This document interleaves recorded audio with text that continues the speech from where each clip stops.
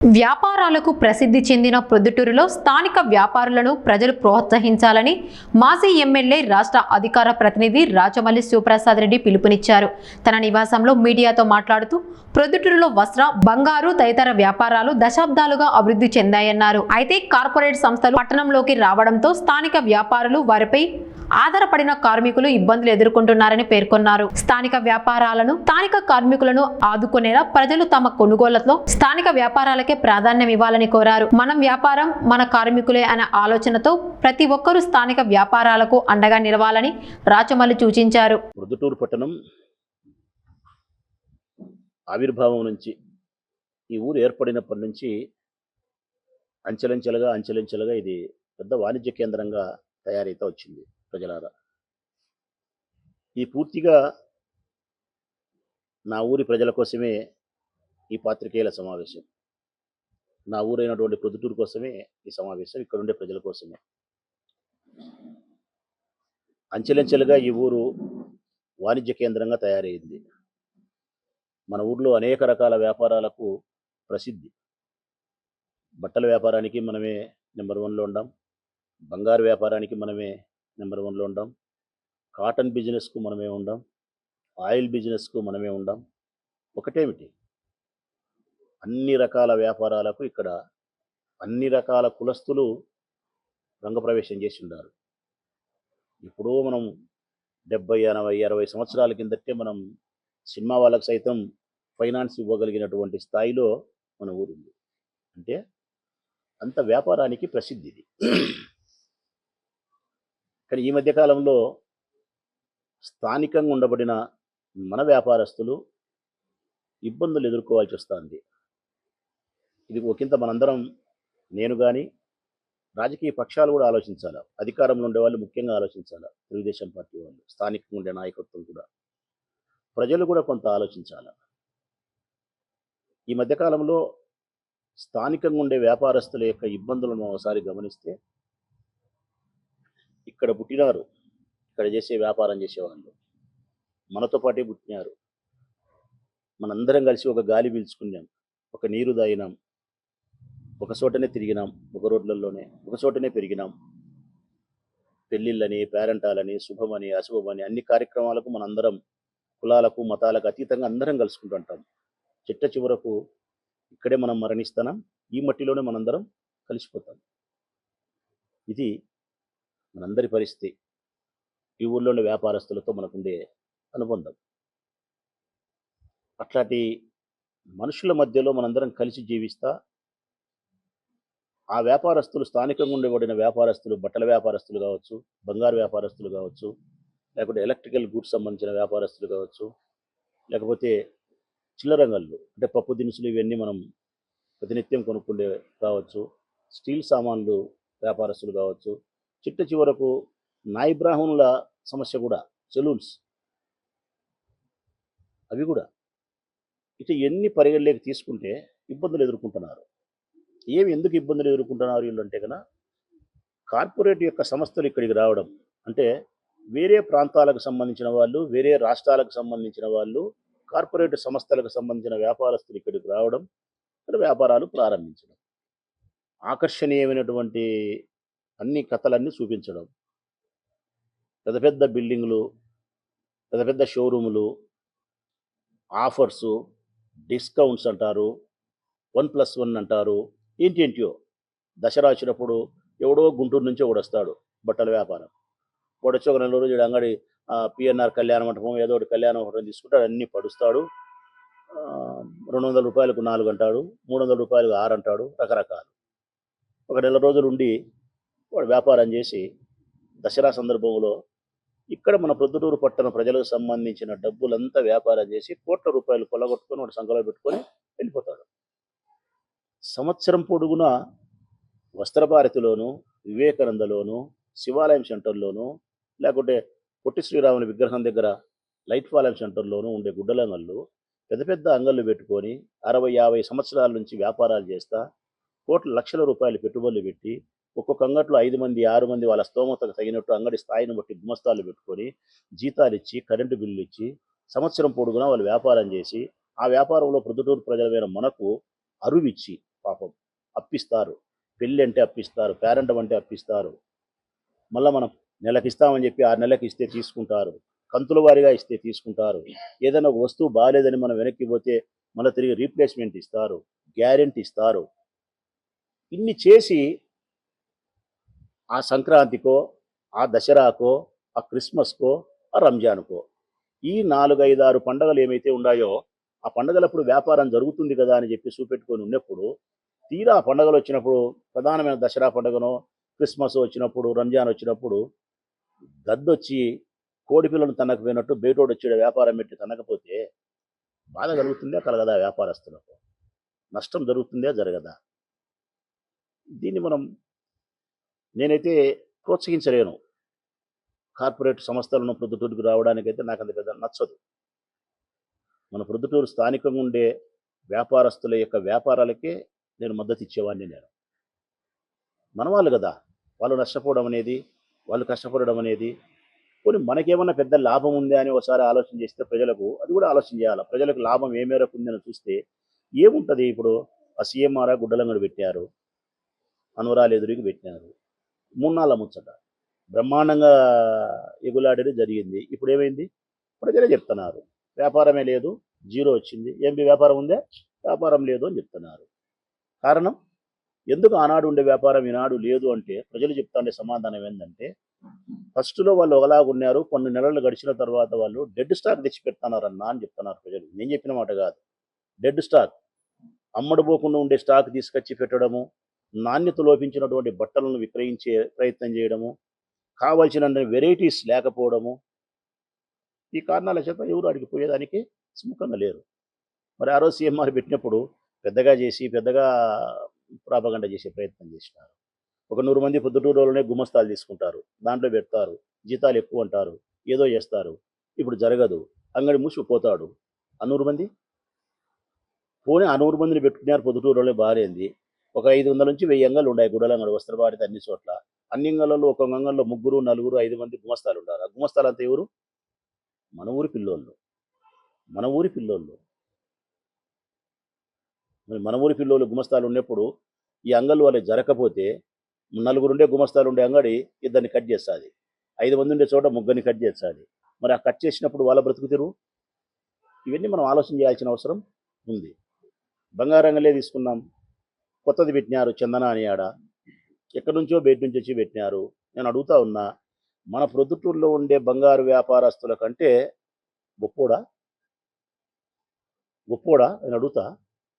దాదాపు 4-5 వేల మంది ప్రొద్దుటూరు పట్టణానికి సంబంధించిన మనుషులు బంగారు తయారీకు కార్మికులుగా ఉన్నారు.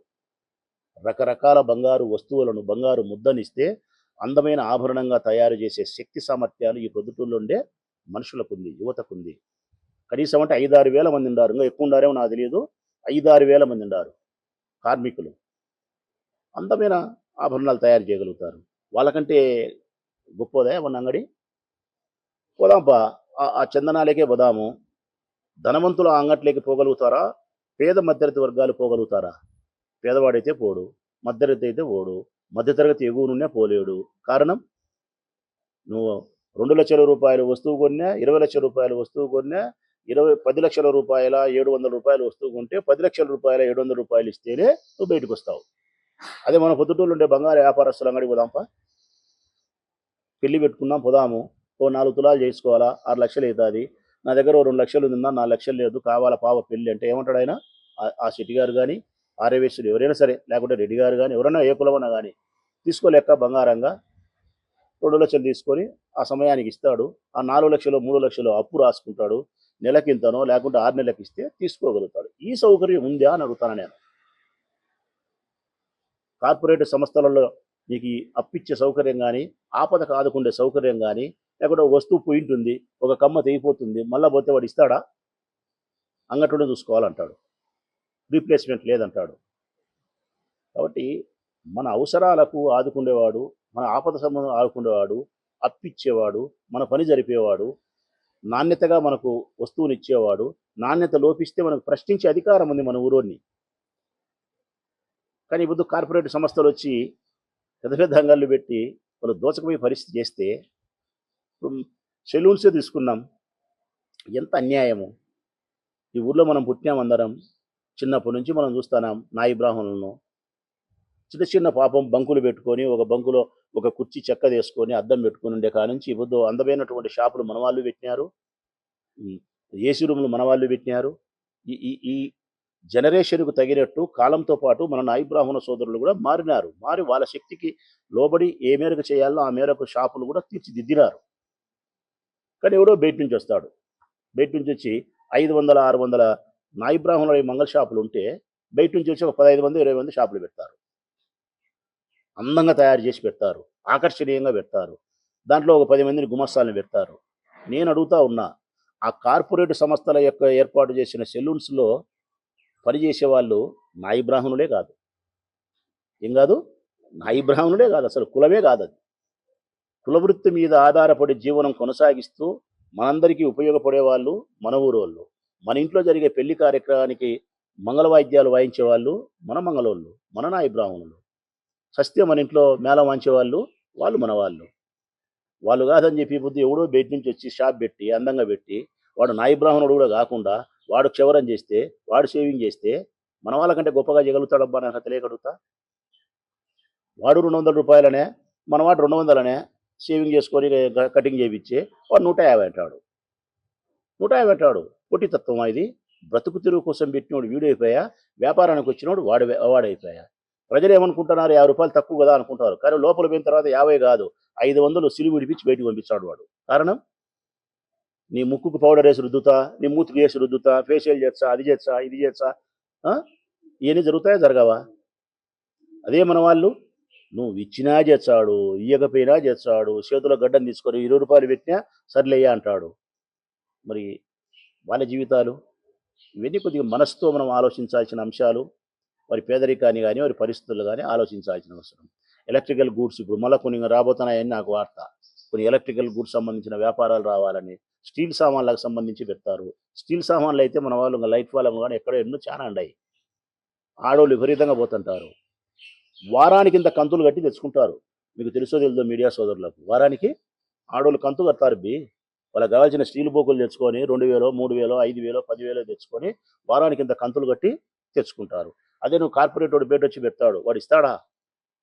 మళ్ళీ ఒక ఆయమ్మ పోయి అన్న ఈ స్టీల్ సామాన్ ఇది బాగలేదు, ఇది మార్చుకుంటా అంటే వాడు ఇస్తాడా? ఏడు కదా. నా ఉద్దేశంలో స్థానికంగా ఉండే యొక్క వ్యాపారస్తుల యొక్క వ్యాపారాలనే మనం సమర్థించాల్సిన అవసరం ఉంది. ఇక్కడ పుట్టి పెరిగి మనతో జీవనం కొనసాగించి మరణించే వాళ్ళు వీళ్ళు మనవాళ్ళు. వాడు వలస వస్తాడు, మన డబ్బును తన్నుకొని వెళ్ళిపోతాడు. కరెక్ట్గా చెప్పాలంటే ఈ ఊరు పేదరికం ఎప్పుడైతుంది, ఈ ఊరు ధనికం ఎప్పుడైతుంది అని కూడా ఆలోచన చేయాలి. నాకున్నే పరిజ్ఞానం ప్రకారం ఈ ఊరు ధనవంతమైన ఊరుగా కావాలంటే కనుక స్థానికంగా ఉండబడిన యొక్క వ్యాపారస్తుల యొక్క వ్యాపారాలను మనం ప్రోత్సహించగలిగినప్పుడే ఈ ఊరు ధనవంతమైన ఊరు అవుతుంది. వలస వచ్చిన వ్యాపార సంస్థలను మనం ప్రోత్సహించినప్పుడు ఈ ఊరు పేదరికానికి దగ్గరవుతుంది. కారణం ఏం తెలిసిన? ఆర్థిక వ్యవస్థలో అన్నిటికంటే ముఖ్యమైన సమస్య ఆర్థిక వలస విధానం అంటారు. ప్రజలారా, ఆర్థిక వలస విధానం అంటే ఏంటని తెలిసిన? బయట నుంచి వస్తాడు వాడు, బయట నుంచి వచ్చిన దాన్ని మనం ఏమంటాం? వలస రావడం అంటాం. వలస వచ్చి వ్యాపారం చేస్తాడు, వ్యాపారం చేసి డబ్బు సంపాదిస్తాడు. డబ్బు సంపాదించిన దాన్ని కూడా వలసలాగానే తీసుకుపోతాడు. అంటే వాడు సంపాదించిన డబ్బుతో, కార్పొరేట్ సంస్థతో సంపాదించిన డబ్బుతో ఈ ఊరిలో 1 సెంటు భూమి కొనడు, 1 సెంటు భూమి కొనడు, ఒక ఇల్లు కట్టాడు, ఇక్కడ ఏమి వాడు పెట్టుబడి పెట్టాడు. చివరకు ఆ కార్పొరేట్ సంస్థ పెట్టినటువంటి ఓనర్ ఈ ఊర్లో ఉంటాడంటే ఉండడు. అంటే ఈ ఊర్లో జీవనం కూడా కొనసాగించాడు. ఇక్కడ బువ్వ కూడా తినడు, ఏ వస్తువులు ఇక్కడ కొనడు, వాని బండికి డీజిల్ కూడా పట్టించుకోడు, మున్సిపాలిటీకి పన్ను కూడా కట్టాడు, మున్సిపాలిటీకి ఆదాయం రాదు, సబ్ రిజిస్ట్రార్ల ద్వారా మున్సిపాలిటీకి రావాల్సిన ఆదాయము రాదు. అంటే వాని వలన మనకి ఏ ఉపయోగము జరగదు. కానీ మన డబ్బంతా తీసుకుని అడిగిపోతాడు చెన్నై, గుజరాత్, ఢిల్లీ వలస. అంటే ఆర్థిక వలస విధానం అంటారు దీన్ని. ఆర్థిక వ్యవస్థలో అన్నిటికంటే ప్రమాదకరమైంది ఆర్థిక వలస విధానం. ఇక్కడ సంపాదించుకొని డబ్బు తీసుకుపోవడం.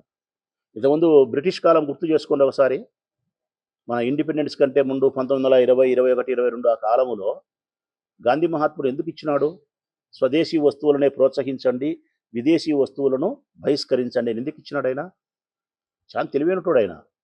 రాజకీయంగా, సామాజికంగా, ఆర్థికంగా మన భారతదేశాన్ని బలపరచాలా, ప్రోత్సహించాలని చేసినాడు. ఊరికైనా స్వదేశీ వస్తువులను వాడండి అంటే ఎవరైనా ప్రజలు అనుకుంటారేమో మేడ్ ఇన్ ఇండియా అనే లేబుల్ ఉంటుందని చెప్పి. కాదు ప్రజలారా, స్వదేశీ వస్తువులను వాడమని గాంధీ మహాత్ముడు ఆనాడు చెప్పినాడు అంటే మేడ్ ఇన్ ఇండియా అనే లేబుల్ కోసం కాదు ఆయన చెప్పింది. మన ప్రాంతంలో ఉత్పత్తులను పెంచండి, మన ప్రాంతంలో ఉత్పత్తి చేసినటువంటి వస్తువుకు ప్రాధాన్యత ఇవ్వండి. మన రైతులు పండించిన పంటలతో మనం ఆకుకూరలు, కూరగాయలు తినగలిగినప్పుడు మన రైతులు షావుకారులు అవుతారు. మన చేనేతలు నేసిన బట్టతో ఖాదీ మన రాటం తిప్పుతాం. ఖాదీనే కదా. మరి ఖాదీని ప్రోత్సహించినాడు ఎందుకైనా? ఇక్కడుండే మగ్గం నేసే చేనేత కులస్తులను ఆర్థికంగా స్థితివంతులు చేయాల అంటే మనం చేసే వృత్తుల ద్వారా మనం చేసే ప్రొడక్షన్ ఏదైతే ఉందో వాటిని మనం వినియోగించగలిగినప్పుడు దేశం సాగుకారి అవుతుంది. మరి ప్రొద్దుటూరు కూడా అంతే. ప్రొద్దుటూరులో చేసిన వ్యాపారాల ద్వారా డబ్బు సంపాదిస్తే ఇక్కడనే పెట్టుబడులు పెడతారు, ఇక్కడనే వ్యాపారాలు జరుగుతాయి, ఇక్కడే ఊరు బాగుంటుంది. బయటోడు వచ్చి ఇక్కడ వ్యాపారం చేసి డబ్బు తీసుకొని బయటికి పోతే ఏముంటుంది? ఏముండదు. వాడు సంపాదించుకుంటాడు పోతుంటాడు. ఆర్థిక వలస విధానం ఈ ఊరు పేదరికానికే దగ్గర అవుతుంది. ధనవంతమైన ఊరు కాదు. వాడు ఇక్కడ ఏమి పెట్టుబడి పెట్టాడు. మీరు బాగా గమనించండి ప్రజలారా. మన డబ్బు ద్వారా సంపాదించుకునే ఏ కార్పొరేట్ సంస్థ కూడా మన ఊర్లో ఏదైనా కొంటాడా, ఏదైనా పెట్టుబడి పెడతాడా, ఏదైనా వ్యాపారం చేస్తాడా? నష్టం జరుగుతుంది. నా ఉద్దేశంలో భవిష్యత్ కాలంలో అయినా ఏ కార్పొరేట్ సంస్థ అయినా ప్రొద్దుటూరుకు వచ్చి వ్యాపారాలు చేయాలన్నప్పుడు ఏ రాజకీయ పార్టీ అయినా ప్రజలైనా కానీ మన ఊరుండే వ్యాపారస్తులు కూడా మనం గమనించాల్సిన అవసరం ఉంది. అయినా బట్టల వ్యాపారానికి మన ఊరికి మించినది ఏముంది ప్రజలారా? నాకు తెలియకడుగుతా. అనంతపురంలో కూడా ఇది వచ్చి తీసుకుంటారు. రాయలసీమలో ఉండే అన్ని జిల్లాల వాళ్ళు మన ఊరికి వచ్చి బట్టలు కొనుక్కొని పోతారు. పెళ్లిళ్లకు, పేరంటాలకు. చుట్టుపక్కల అందరూ మన ఊరికి వస్తారు. చుట్టుపక్కల వాళ్ళంతా అన్ని జిల్లాల వాళ్ళు మన ఊరికి వచ్చి బట్టలు కొనుక్కొని పోతే మన ఊర్లో ఉండే వ్యాపారస్తుల బట్టల అంగడికి పోకుండా ఎవరో కార్పొరేట్ సంస్థ పెట్టినది పెద్ద అంగడి అని చెప్పి దాంట్లోకి పోతే జిగేలు అనే లైట్లు ఉంటాయి, చల్లగా ఏసీ ఉంటుంది, కానీ కింద మంట పెడతాడు వాడు. పెట్టడా? ఎందుకు? మన వ్యాపారస్తులు మనం ప్రోత్సహించాలా. మన వ్యాపారస్తులు మనం నిలకడగా నిలబెట్టే ప్రయత్నం చేయాలా. మనకి వీళ్ళతో కొట్లాడే స్వేచ్ఛ ఉంది, మనకు అధికారం ఉంది. వీళ్ళతో మన వేదన వస్తువు బాగాలేకపోయినా ఇంకోటైనా. రాజకీయ వర్గాలు కూడా తెలుగుదేశం పార్టీకి సంబంధించిన ఎవరైనా పవర్లో ఉన్నప్పుడు కొద్దిగా ఆలోచించేయాలా. మేము పవర్లో ఉన్నప్పుడు 1924 పవర్లో ఉన్నప్పుడు కూడా మేము గుంటూరు నుంచి వచ్చి బట్టలు పెడతాం దసరా కంటే నేను ఒప్పుకోలే. ఆ రోజు కూడా మేము పిఎన్ఆర్లు ఉంటే కాదని చెప్పి పంపించినాం. ఒప్పుకోం, సంవత్సరానికి ఒకసారి వచ్చి నువ్వు ఇక్కడ పెట్టేటరా నువ్వు కాదని చెప్పి బంగారంగడులు వచ్చి బీవీఎస్ఆర్ ఎదురుగా పెట్టినారు. ప్రజలారా మతికిందే మీకు? బీవీఎస్ పెట్టినారు. బీవీఎస్ఆర్ ఎదురుకే చెప్పుల అంగడి తీసుకొని పెద్దది బంగారంగడి పెట్టినారు. ఏమైంది ఆ బంగారంగడి? 3-4 ముండం వచ్చిపోయింది. కానీ మన ఊళ్ళో బంగారంగడి ఏమన్నా ఒకటన్నా పోయిందా? పోదు. సేమ్ మరి ఏమైంది? అంతే. ఇప్పుడు డిమార్టే వాడదాం. మన ప్రజలు, మన ఆడవాళ్ళే డిమార్టే బెస్ట్ బాగుంటుందని అంటున్నారు. డిమార్ట్ గురించి కూడా మాట్లాడదాం.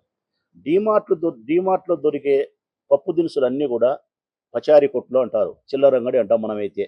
నైస్గా అక్కడ అయితే పచారీ గిచారీ కొట్టు అంటారు, మనమైతే చిల్లర అంగడి అంటాంలే.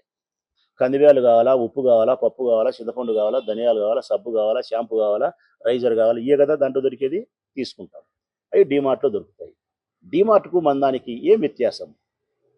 ధర చూస్తే ఆడాదే ధర ఉంది, ఈడా ధర అదే ఉంది. ధర ఎక్కువ మన చోట, బయట తక్కువ అంటారు, అబద్ధం. డిమార్ట్లో కంటే మన దాంట్లో చిల్లరంగట్లేదు, ధర ఎక్కువ లేదు. ఇక్కడ మన ఊర్లో ఇక్కడ మేము దర్శనపల్లిలో ఉంటాం, ఈడగానో కొనుక్కునేమనుకో 4 రూపాయలు ఎక్కువ ఉంటుంది. ఈ నుంచి మేము కోనేటి కాల వీధిలో చిల్లరంగడికి పోతే 4 రూపాయలు తక్కువ ఉంటుంది. ఎవరికి డిమార్ట్తో అవసరం అంటే అది కూడా చెప్తా నేను.